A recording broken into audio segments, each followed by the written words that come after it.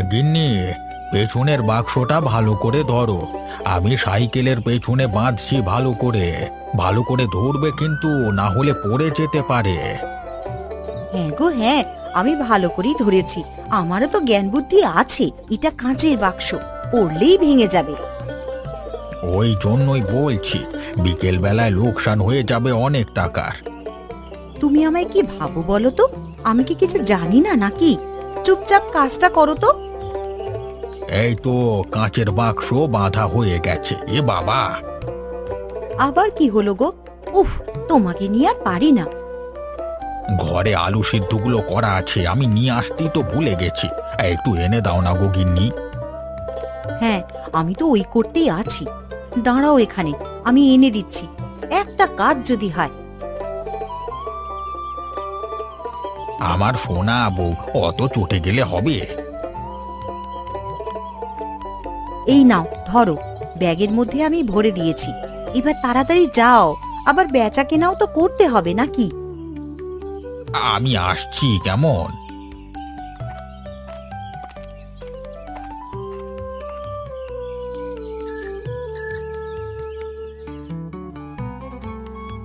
কিরে ভাই, বসে আছিস জমির ধারে? হ্যাঁ রে, বসে তো থাকতেই হবে। কখন কে জমির ফসলের ক্ষতি করে দেবে বলা তো যায় না, তাই পাহারা দিতে হয়। হ্যাঁ, সেই হচ্ছে কথা। এখন আর মানুষজনকে বিশ্বাস করা যায় না। তুই কোথায় যাচ্ছিস? রিক্সা স্ট্যান্ডে যাবি নাকি? আজকের মতো কাজ শেষ। আজকের মতো তো কাজ শেষ। হ্যাঁ, একবার যাব আমার এই প্রেমিকার সাথে, মানে দেখা করে আসবো আর কি। অনেকদিন যাইনি তো। হ্যাঁ, আরে তাহলে তো তোর এখন ভালোই ব্যাপার। যা যা, শুধু শুধু এখানে দাঁড়িয়ে আছিস কেন? এখানে দাঁড়িয়ে দাঁড়িয়ে সময় নষ্ট করিস না। শুধু কি আমার প্রেমিকা আছে, তোর তো আছে পাশের গ্রামে। বিয়েটা তো এবার করতে হবে নাকি? হবে হবে, কিছুদিন পর হবে। আগে আমি ঠাকুমাকে বলি, আমার অহনার বাড়িতে কথা বলি, সবাই রাজি থাকলে তবে তো। ও ঠিক রাজি হয়ে যাবে, এত চিন্তা করে লাভ নেই। তুই তাহলে বস, আমি এলাম কেমন? হ্যাঁ হ্যাঁ, ঠিক আছে, তুই যা। এখন কি আর বাবুকে আটকে রাখা যাবে? এখন বাবুর ব্যাপারই অন্যরকম। যা যা।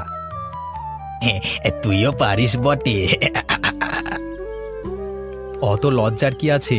লজ্জা পেয়ে কি হবে? হ্যাঁ, যা যা, সাবধানে যা।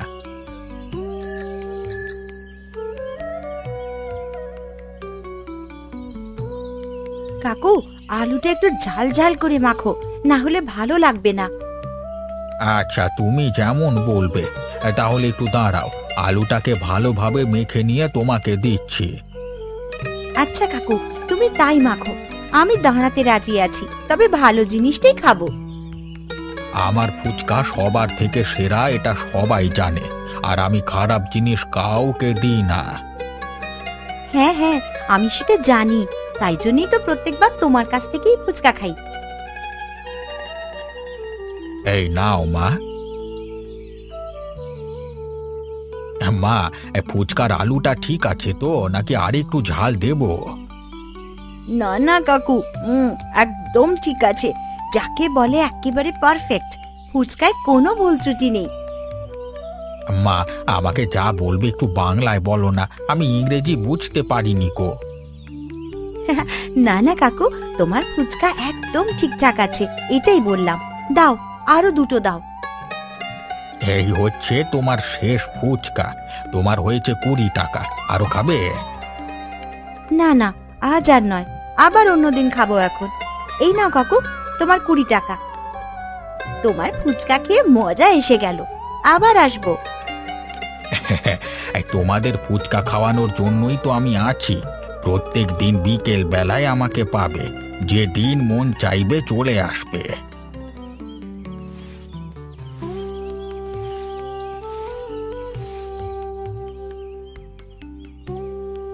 এই তো, তুই বাড়ির সমস্ত কাজকর্ম শিখে গেছিস দেখছি। এবার তোর বিয়ের জন্য সম্বন্ধও আসছে। তোর বাবাকে বলে এবার বিয়েটা দিয়ে দিতে হবে। মা, একটা কথা বলবো, তুমি আমায় বকবে না তো?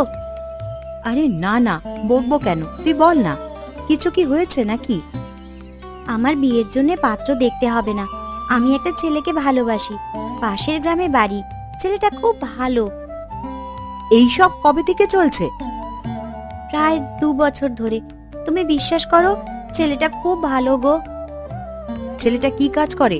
তোর দায়িত্ব নিতে পারবে তো? ছেলেটার নাম রোহন। ও একজন চাষি, নিজেই চাষবাস করে। পাশের গ্রামে ঠাকুমার সাথে থাকে। ওর বাবা মা নাই। আমাদের থেকে ওর কিচ্ছু দাবি নেই, শুধু আমায় বিয়ে করতে চায়। তোর কথা শুনে মনে হচ্ছে তোর ছেলেটা ভালো।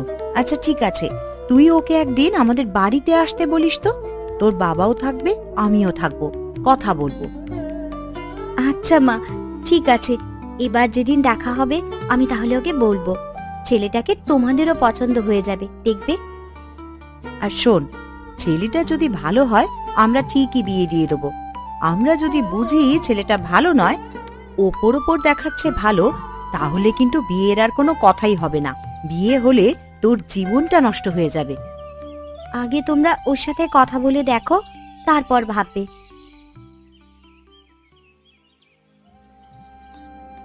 ব্যবসায় তো এ মাসে ভালোই মুনাফা হয়েছে।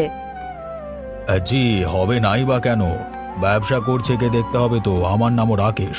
তুমি পড়াশোনা জানায় একটা সুবিধা আছে, সব হিসেবগুলো করে দিতে পারছো। আমি হচ্ছি সব কাজেই পারদর্শী। পড়াশোনাও করেছি, বাড়ির কাজও করেছি। এই এত হিসেব করতে না হলে অনেক সময় ব্যয় হয়ে যেত। তুমি আছো বলি এত তাড়াতাড়ি সবকিছু হয়ে গেল। ধন্যবাদ গিন্নি। স্বামী স্ত্রীর মধ্যে ধন্যবাদ কথাটা আসে না, তুমি মনে হয় ভুলে গেছো। ভুলে গেছিলাম গিন্নি, রাগ করো না গো। ফেরবার পথে তোমার জন্য অনেকগুলো রসগোল্লা কিনে আনবো। আচ্ছা তাহলে ঠিক আছে, আর রাগ করব না। খেতে একটু বেশিই ভালোবাসি। আর সেটা আমি জানি গো গিন্নি, আমার পেটুক বউ একটা। কি, তুমি আমায় পেটুক বললে? থাক, আমার জন্য আর আনতে হবে না কিছু। আরে তোমার সাথে একটু মশকরা করছিলাম। তুমি যেমনই হও, তোমাকে খুব ভালোবাসি। থাক থাক, যত সব আদিক্ষেতা। আরে তুমি রেগে যেও না গিন্নি, আমি একটু বেরোচ্ছি। হ্যাঁ, কাজ তো শেষ হয়েছে। ফেরবার পথে তোমার জন্য রসগোল্লা আনবো। আমি আসছি গিন্নি।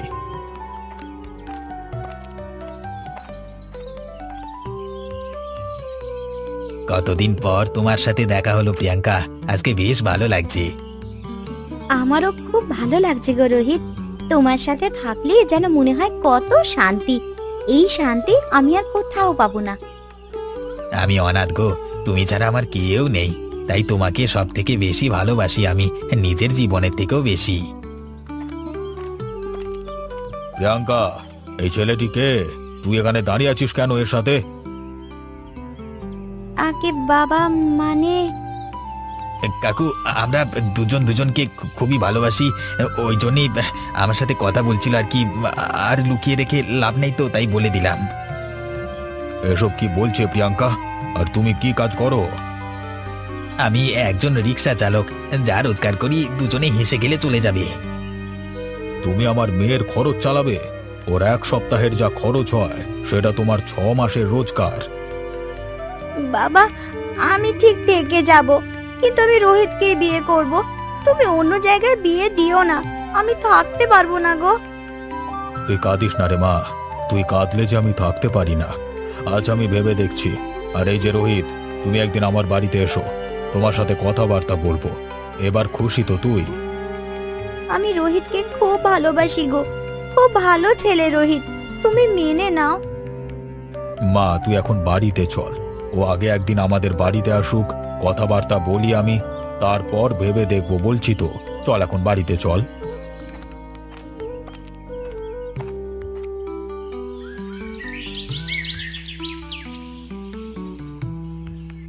রোহন, এবার বিয়েটা তো করতে হবে।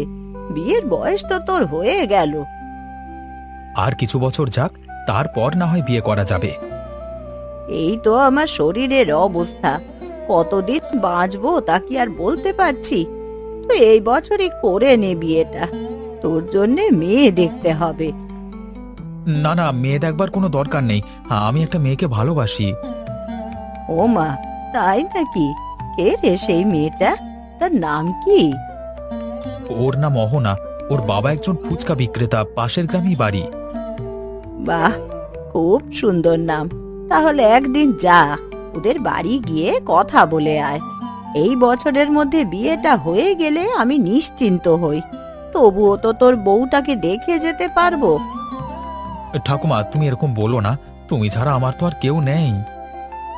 তা বললে কি হয় বাবা?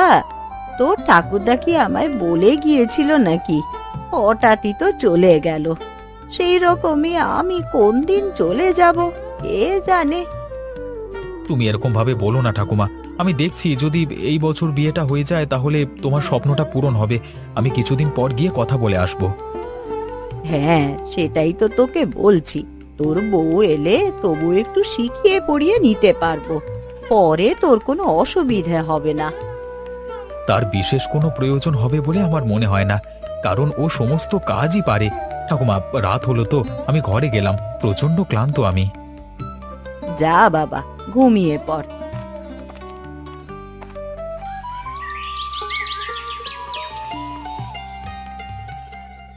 প্রিয়াঙ্কা, বাড়িতে আছো? ভেতরে এসো, বাবা মা তোমার জন্যই অপেক্ষা করছে।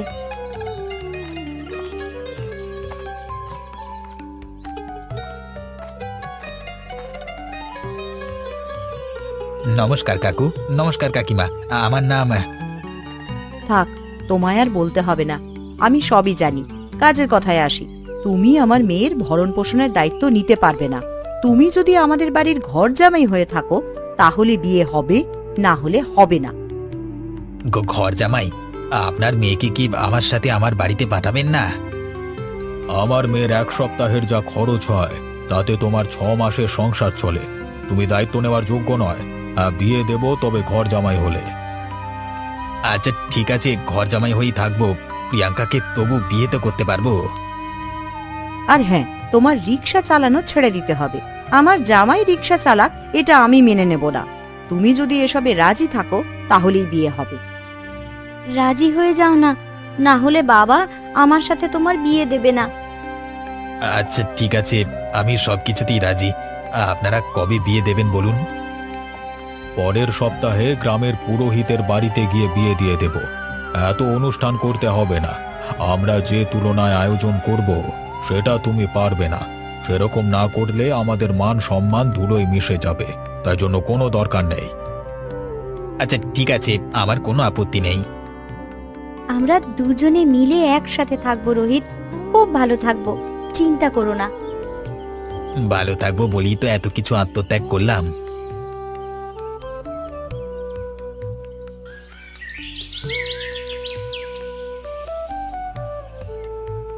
আরে ভাই, তুই এখানে? আজকে তুই বিয়ে করে নিচ্ছিস, আমাকে বললিও না। আর কি বলি বল, আমাদের তো আর সেরকম ভালো অবস্থা নয় যে তোদের সবাইকে নিমন্ত্রণ করব। তবে বিবাহের পর একদিন খাওয়াবো, এইটুকু বলছি। তুই বিয়ে করবি সেটা একবার জানালি না? সেসব অনেক কারণ আছে, বলা যাবে না। বিবাহ হলে একদিন দাওয়াত দেব, চলে আসবি।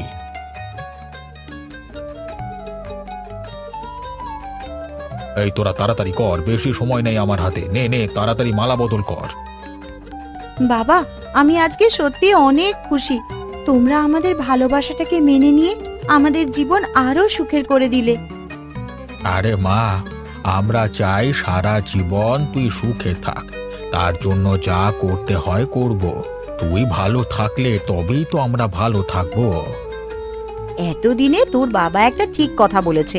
রোহন বাবা জীবন, নাও আর দেরি করো না। তোমার ভালোবাসার মানুষকে আপন করে নাও। রোহন, তুই আরো কয়েক বছর পর বিয়ে করবি বলছিলি। তখন আমি বেঁচে থাকতাম কি না থাকতাম, দেখ কত সুন্দর তোর বউকে দেখছি। এবার আমাদের বাড়িতে যাবি, কত আনন্দে থাকবো আমরা। তুমি ঠিকই বলেছিলে ঠাকুমা। রোহন, কই রে বাবা, বেরিয়ে আয়। খাবার তৈরি হয়ে গেছে, খেয়ে নিবি, আয় বাবা। বৌমা, তুমিও এসো। কি রান্না করেছে ঠাকুমা? সকাল সকাল কি আর করব বল, একটু তরকারি করেছি আর কয়েকটা লুচি ভেজেছি। ওই দেখ, আমি তুই বলছি বলে আবার কিছু মনে করিস না। আরে না না ঠাকুমা, আপনার যেটা ইচ্ছা সেটাই বলবেন, আমার কোনো আপত্তি নেই। প্রথম দিন আমাদের বাড়িতে এসেছিস, আজকে কি খাটাবো নাকি? তুই আস্তে আস্তে করবি সবকিছু, তারপর তো আমি আছি। নে নে, খেয়ে নে এবার, আবার তো তুই বাপের বাড়ি যাবি। জি, ঠাকুমা ঠিকই বলেছে। নাও নাও, তাড়াতাড়ি খেয়ে নাও।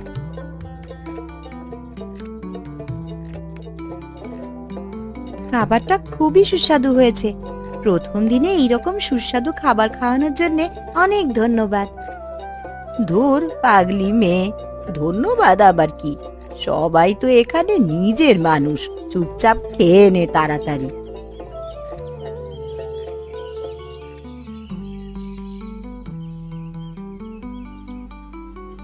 জামাই, রান্নাঘরে চায়ের কেটলিটা আছে, চটপট নিয়ে চলো, সকলে মিলে চা খাবো।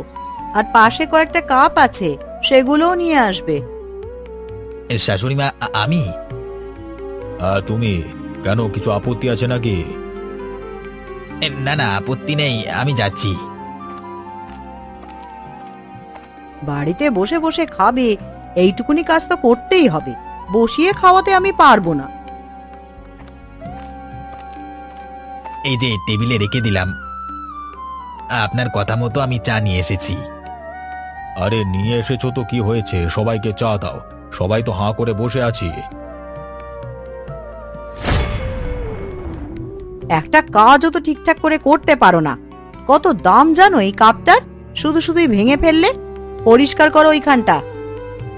মা, ও তো তোমাদের বাড়ির জামাই, ওকে ওই রকম ভাবে কাজ করাচ্ছ? এই, তুই একদম চুপ থাকবি। বসে বসে খাওয়াতে আমি পারবো না, কাজ করতেই হবে। বিয়েটা দিয়েছি তোদের কি জন্যে? এইভাবে রোজ রোজ অসম্মানিত হওয়ার থেকে বিয়ে না করাই ভালো ছিল। ভেবেছিলাম প্রিয়াঙ্কাকে নিয়ে সুখে থাকবো। প্রিয়াঙ্কা ভালো হলে কি হবে, পরিবারের সবারই টাকার গরম। কি হলোটা কি? ওখানটা তাড়াতাড়ি পরিষ্কার করো, কখন তো তোমাকে বলা হয়েছে।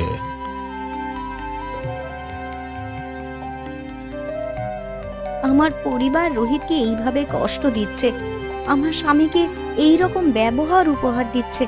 আমার নিজেরই লজ্জা করছে, আমি এই রকম পরিবারে জন্ম নিয়েছি।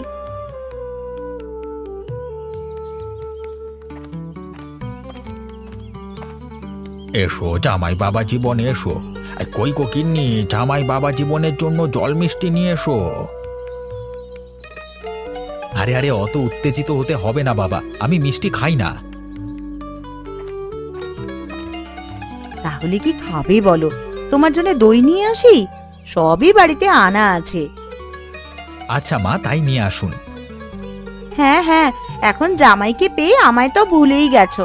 আমায় একবারও জিজ্ঞাসা করলে না যে আমি কি খাবো।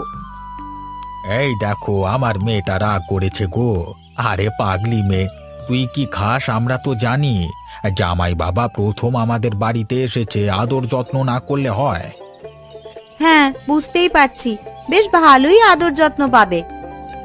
এই, তুই জামাই বাবা জীবনকে একদম ওই রকম ভাবে বলবি না। তুমি কিছু মনে করো না বাবা, আমার মেয়েটা একটু ওই রকমই। আরে গিন্নি, এটাকে খুনসুটি বলে, তুমি এসব বুঝবে না। হ্যাঁ, সেই আর কি, তুমি যেন এসব কত বোঝো। ব্যাস, তোমরা আবার শুরু করলে তো। রোহিতকে দইটা কে দেবে? সব সময় শুধু ঝগড়া আর ঝামেলা। ওই দেখ, ভালো কথা মনে করিয়ে দিয়েছিস তো। আমি যাচ্ছি, এক্ষুনি নিয়ে আসছি। তুমি একটু বসো বাবা। হ্যাঁ, তোমাদের পরিবারটা কত ভালো গো। আমরাও একসময় এরকম ভাবে আনন্দে থাকতাম। হঠাৎই আমার মা বাবা মারা গেল, তারপর থেকে ঠাকুমাই আমার কাছে সবকিছু। এই সুখের দিনে দুঃখের কথা একদম নয়। আমি নিয়ে চলে এসেছি তোমার জন্য দই, খেয়ে নাও। শাশুড়ি মা, আমি একটু বাইরে থেকে ঘুরে আসছি, বসে থাকতে ভালো লাগছে না, একটু পরেই চলে আসবো। কিরে রোহিত, বিবাহিত জীবন কেমন কাটছে? কবে দাওয়াত দিবি আগে বল। আর দাওয়াত দিয়ে দেব একদিন। কি হয়েছে রে তোর, তুই এরকম উদাসীন কেন? ইয়ার বলি বল দুঃখের কথা, প্রিয়াঙ্কাকে বিয়ে করে এখন প্রত্যেক মুহূর্তে আমি অপমানিত হচ্ছি। কেন রে ভাই, প্রিয়াঙ্কা তোকে অপমান করেছে? না রে না, ও তো আমাকে ভালোবাসে, অপমান করবে কেন? অপমানিত হচ্ছি ওর পরিবারের কাছে। ঘর জামাই করে রেখেছে বলে যা নয় তাই করাচ্ছে। আজকে প্রথম দিনেই আমাকে দিয়ে চা করাচ্ছে। চা দিতে গিয়ে আমার হাত থেকে একটা কাপ পড়ে ভেঙে যায়। কতগুলো কাজের লোক থাকা সত্ত্বেও আমাকে দিয়ে পরিষ্কার করালো। এটা তো অন্যায়। আমায় কেন অপমান করছে জানিস? ওরা বড়লোক মানুষ, অনেক টাকা পয়সা আছে, আর আমার কাছে নেই বলে এরকম আর কি। আমি রিক্সা চালিয়ে রোজগার করতাম, সেটা করা যাবে না। টাকা নিয়ে অহংকার করে কি হবে?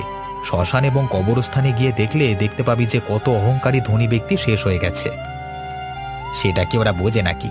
ওরা শুধু টাকা বোঝে, অন্য কিচ্ছু বোঝে না। আমার উপর রাগ আছে আমি বুঝতে পারি, কিন্তু সরাসরি বলতে পারে না। কিছুদিন দেখ কি হয়, প্রিয়াঙ্কাকে বোঝা, তারপর একদিন ওকে নিয়ে অনেক দূরে কোথাও চলে যাস, সুখে থাকবি তাহলে। এখন মনে হচ্ছে বিয়ে না করলেই ভালো ছিল রে। বড়লোক ঘরে জামাই হয়ে কি দুর্দশা হলো এখন আমি বুঝতে পারছি। হ্যাঁ, বলতে নেই, আমার শ্বশুর বাড়ি বেশ ভালোই, তো ঠিক হয়ে যাবে। না হলে যেটা বললাম সেটা করিস, অনেক দূরে চলে যাস প্রিয়াঙ্কাকে নিয়ে। ওকে ভালো করে বোঝাতে হবে, অনেক দূরে চলে গিয়ে সুখে সংসার করব, ওখানেই কাজকর্ম করব।